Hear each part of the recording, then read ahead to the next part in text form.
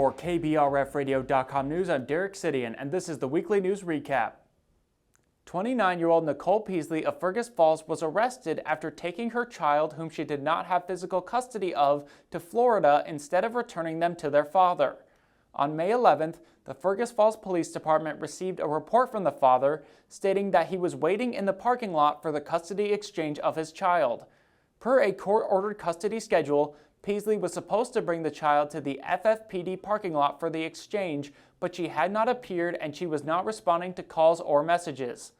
The father was concerned that Peasley was taking the child to Florida. The Otter Tail County Sheriff's Department became involved, and one of the deputies reached out to a known friend of Peasley, who was able to find her location as being in Illinois. On May 12th, the father had still not heard back from Peasley, and the friend no longer had location information from her. The FFPD spoke with one of her relatives, who reported that they had recently helped her pack as she was planning on moving.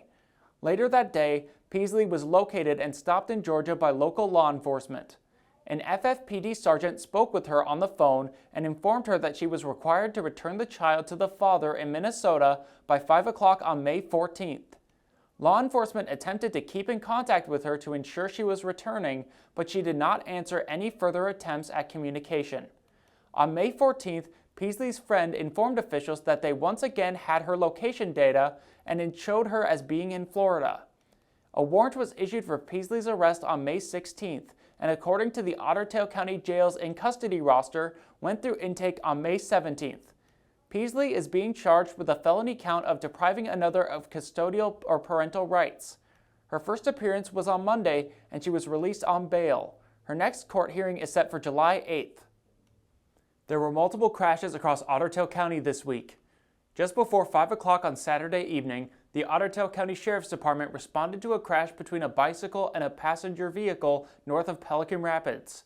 Brad and Lisa Pohl of Detroit Lakes were traveling north on County Road 31 off of Highway 59 when 36-year-old Preston Eichenbrock of Fargo and an unknown second individual were traveling south on Eichenbrock's motorcycle. Eichenbrock passed over the center dividing line and struck Pohl's driver's side windshield and door. Eichenbrock sustained life-threatening injuries and was airlifted to Sanford Hospital in Fargo for immediate treatment. The Minnesota State Patrol responded to a two-vehicle collision just south of Perham at around 4:10 Sunday afternoon. According to the report, a 2014 Buick LaCrosse and a 1995 Buick Regal were both heading south on Highway 78 in Rush Lake Township. The Regal, driven by 20-year-old Kiata Westoff of Perham, slowed to turn left onto 390th Street when the LaCrosse, driven by 18-year-old Natalie O'Day of Otter Tail, ran into the rear of the Regal.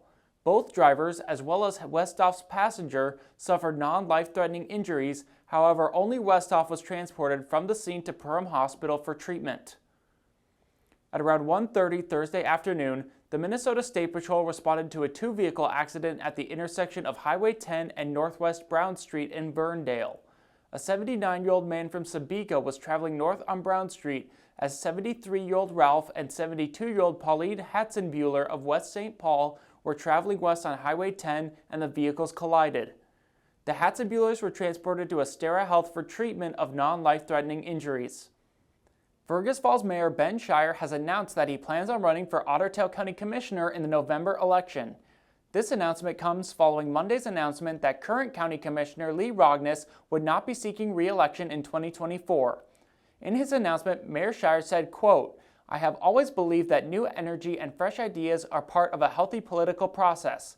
That is why I have decided not to seek a third term as mayor of Fergus Falls. I intend to finish my current term with the same energy I started with 8 years ago as I look to serve our community in a new capacity," end quote.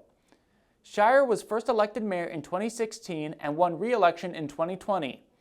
During Shire's time as mayor, the city has undertaken multiple projects with the intent on improving the community, including the splash pad that will be opening downtown on May 30th.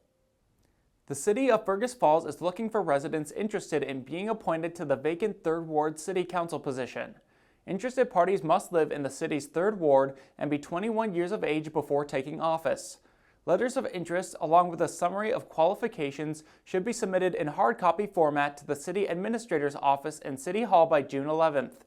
The City Council will be interviewing the candidates at a public council work session at 4 o'clock on June 17th, with the intention of appointing a member at the City Council meeting later that evening.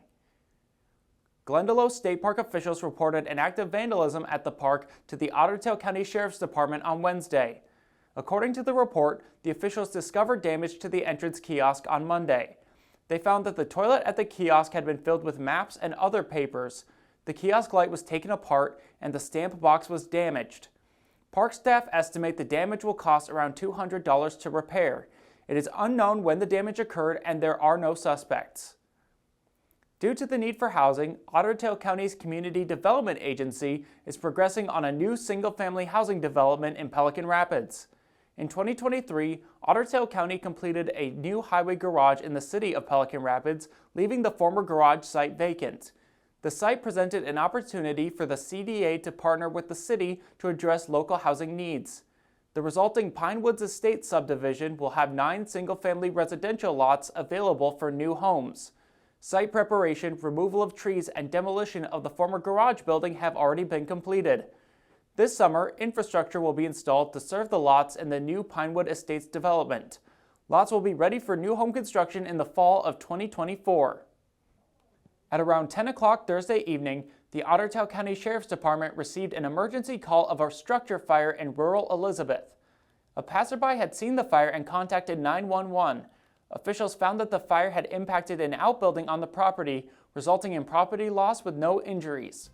The Elizabeth and Pelican Rapids fire departments were called to assist the sheriff's office with putting out the fire, which is believed to be weather-related. For KBRFradio.com News, I'm Derek Sidian, and this has been the Weekly News Recap.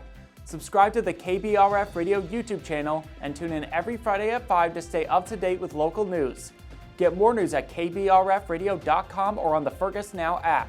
Sign up for email news sent right to your inbox, delivered by Cooper's Office Supply.